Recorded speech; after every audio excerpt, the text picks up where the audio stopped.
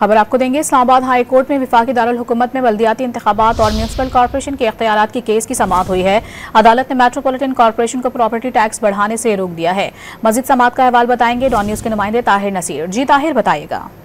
जी देखिए, इस्लामाबाद में बल्दियाती इंतखाबात और म्यूनसिपल कॉर्पोरेशन के इख्तियारात से मुतल्लिक केस की समाअत इस्लामाबाद हाई कोर्ट के जस्टिस मोहसिन अख्तर कियानी ने की। दौरान समाअत दरखास्त गुजारों की जानिब से बैरिस्टर उमर इजाज गिलानी और दीगर पेश हुए, जबकि इलेक्शन कमीशन, सीडी और MCI के वकला और नुमाइंदे अदालत में पेश हुए। Additional attorney general, assistant attorney general दीगर भी अदालत में पेश हुए।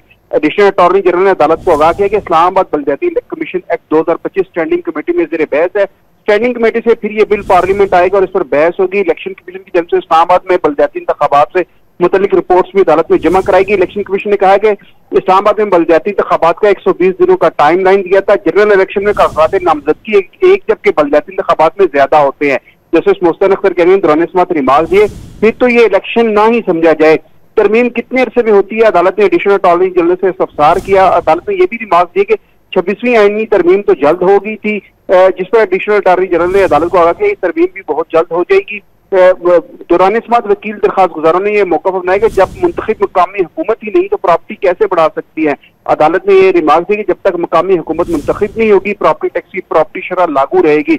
अदालत ने केस की मजीद समाअत 24 सितंबर तक के लिए मुलतवी कर दी है। जी, बहुत शुक्रिया ताहिर आपका।